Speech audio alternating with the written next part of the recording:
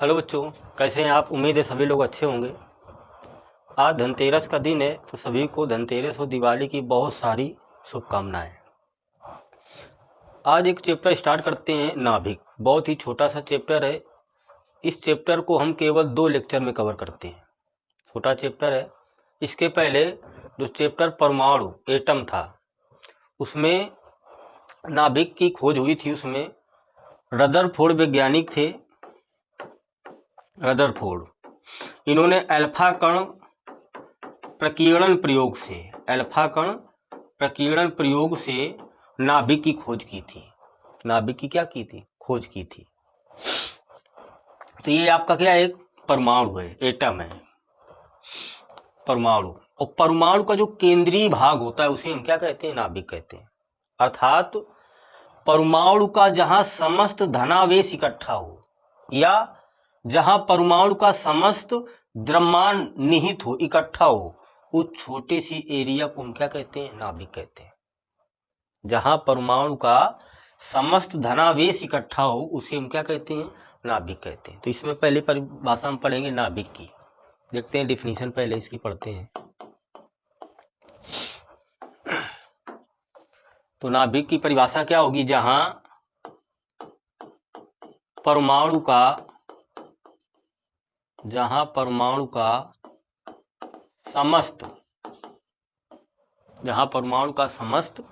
धनावेश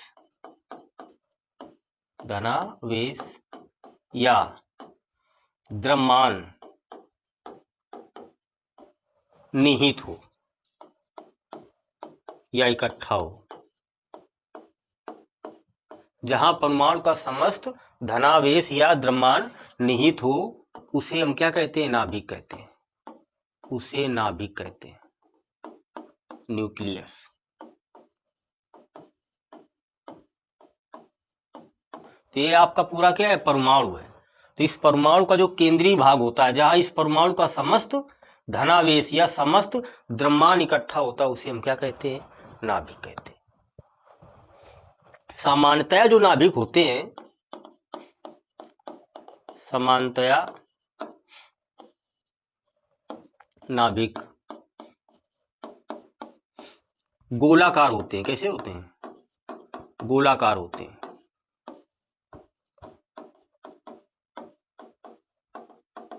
परंतु 10% नाभिक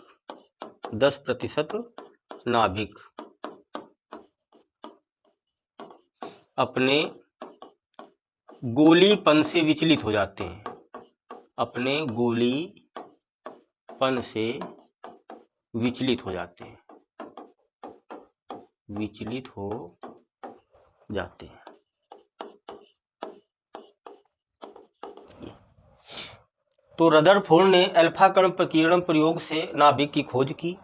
और क्या बताया था नाभिक के बारे में? तो नाभिक की जो त्रिज्या होती है, नाभिक की त्रिज्या वो कितनी होती है? 10⁻⁻15 मीटर की होती है नाभिक की त्रिज्या। जबकि परमाणु की त्रिज्या कितनी होती है? परमाणु की त्रिज्या प्रयोगों द्वारा कितना निकाला? 10⁻⁻10 मीटर। ये हो गया आपका नाभिक। जहां परमाणु का समस्त धनावेश इकट्ठा उसे क्या कहते हैं? नाभिक कहते हैं। नाभिक में क्या क्या होता है? नाभिक में प्रोटॉन और न्यूट्रॉन पाए जाते हैं। नाभिक में क्या पाए जाते हैं? देखो, ये प्लस यानी प्रोटॉन, ये क्या है? प्रोटॉन। और ये क्या है? न्यूट्रॉन।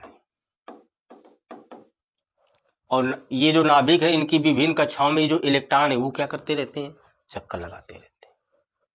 तो नाभिक में क्या होता है? प्रोटॉन और न्यूट्रॉन होता है। इलेक्ट्रॉन कहाँ होते हैं? इस नाभिक के चारों ओर विभिन्न कक्षाओं में क्या करते रहते हैं? चक्कर लगाते रहते हैं। तो ये हो गया आपका नाभिक। जहां परमाणु का समस्त धनावेश इकट्ठा हो उसे हम क्या कहते हैं? नाभिक कहते हैं। नाभिक की त्रिज्या कितनी होती है? 10⁻⁻15 मीटर कोट की। और जबकि परमाणु की त्रिज्या कितनी होती है? 10⁻⁻10 मीटर की होती है। अब नाभिक का आकार क्या होता है? साइज ऑफ न्यूक्लियस के बारे में बताते हैं, देखते हैं। नाभिक का आकार तो प्रयोगों से पता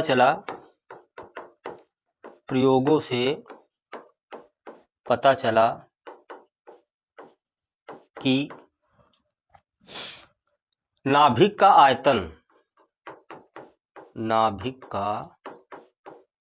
आयतन जो होता है, क्योंकि नाभिक कैसा होता है, गोलाकार मान लिया गया, तो जो नाभिक का आयतन होता है, नाभिक का आयतन उसके द्रव्यमान संख्या क्या ए कि अनुक्रमानुपाती होता है।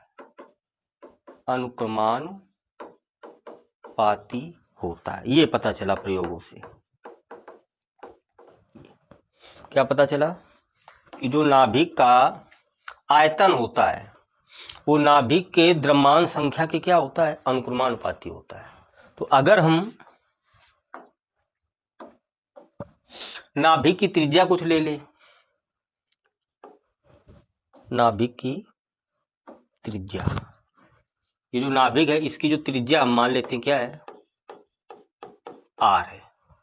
नाभिक की त्रिज्या क्या है, आर, और इसका द्रव्यमान क्या है, द्रव्यमान संख्या मान लेते हैं क्या है, ए। तो इस प्रयोग के आधार पर जो नाभिक का आयतन होगा, तो नाभिक का आयतन, नाभिक गोलाकार था, गोले का आयतन, तो गोले का आयतन क्या होता है, 4/3 पाई आर क्यूब। ये किसके अनुक्रमानुपाती होता है, द्रव्यमान संख्या ए के क्या होता है, अनुक्रमानुपाती होता है। ये पता चला कि नाभिक का जो आयतन होता है नाभिक के द्रव्यमान संख्या के क्या होता है, अनुक्रमानुपाती होता है। नाभिक गोलाकार तो था, गोले का आयतन ये, तो ये तो नितांक हो जाएगा, तो इसको हम क्या लिखेंगे, आर प्रोपोर्शनल, क्यूब उधर चला जाएगा तो आ जाएगा 1/3 ये आ जाएगा।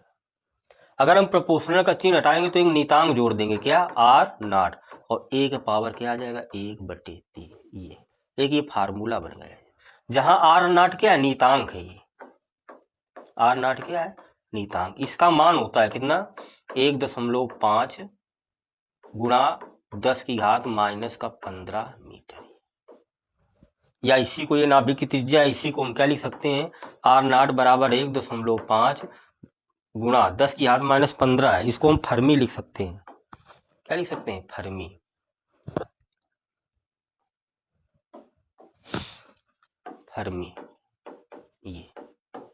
ये त्रिज्या होती है,